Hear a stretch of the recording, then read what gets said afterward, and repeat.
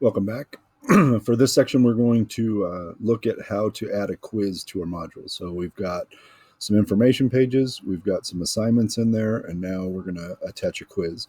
The quiz you'll see is not anything academic. It's just kind of more silly, but it lets us kind of show the process of getting it there. So going back to sandbox number 1, and you'll see here's our trial unit. We've got our pages, we've got some assignments in there, and now we want to be able to add a quiz.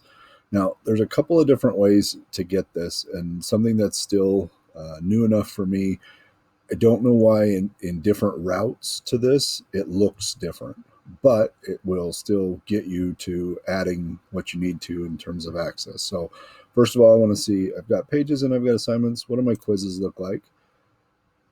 And I have one quiz. Now I put the due date on this on August 7th, so that's why it says it's not available. I've made it, but I've held it so that it won't show up for a kid until August 7th.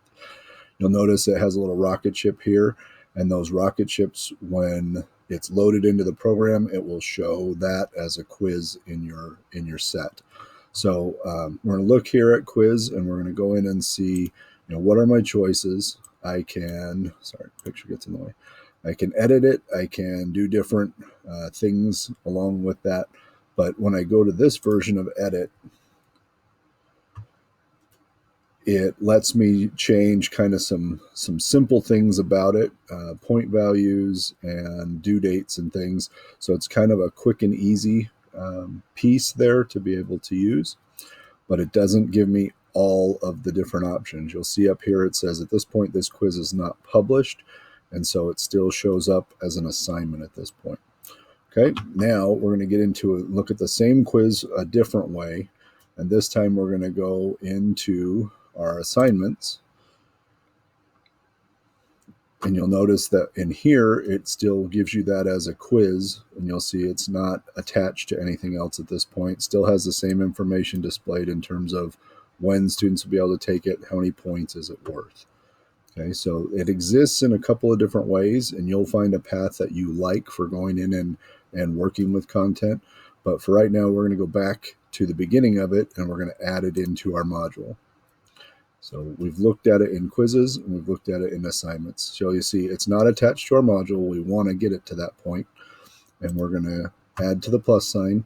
In here, we'll see quiz number 1, and we're going to add item. Okay, now at this point, it still looks like an assignment over here. It doesn't have the little rocket ship that would designate it as a quiz. But there's some things for us to do to kind of finalize this. And one of them is that quiz needs to be published.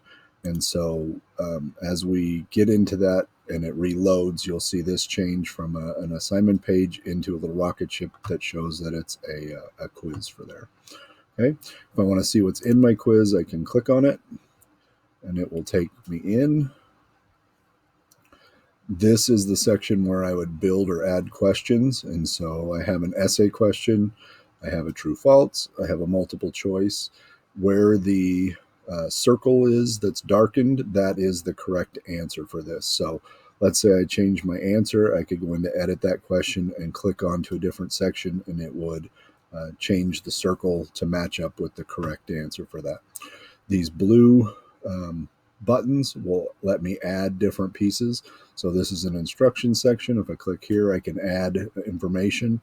This will add another essay question, another true false, another multiple choice. I can add things to this, but right now I have 3 questions available to me. This can get really fancy, and you'll learn to do more with it. But in settings, if I wanted to, I could shuffle the questions. So I could shuffle the order of the answers so that 2 students sitting nearby each other can't necessarily see the same test. I can also, if I need a kid who needs to focus, I can give them just one question at a time. If I have a student who needs to take this at a different time, maybe than the whole class, or I want to restrict it, I can add access codes, kind of like a password. I can set a time limit to this and say, you have 30 minutes to take this test, and I can do that as well.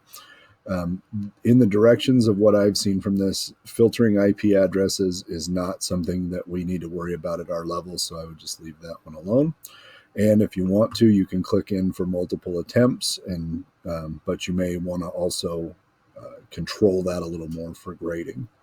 Okay, so those are some sections there. Once people have started to take those, you'll be able to see reports and how did students score. Remember, this doesn't have a class list in it, so it's not going to give me names of kids and scores.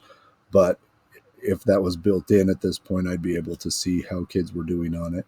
And then my moderate tab, if there's something I need to control as we're doing it, that lets me kind of control that from this point. So I'm going to go back to build, where we look at the questions and things that are on there and know that that's kind of where we're at this point. And we're going to return back to our module. And you'll see this time it's changed to the little rocket ship for the quiz. So it's kind of like a loading. Once it loads through and decides that that's what you really want it to be, then it changes the view for you there. So hopefully that's helpful. Like I said, there's going to be a couple of different ways to get to attach your information. Some of them will give you full editing access, and some will let you just kind of do a quick and dirty, like, oh, I want to change the point value, or I want to change the due date for something. And you'll learn those kind of the more time you spend in Canvas. So hopefully this helped with getting quizzes in.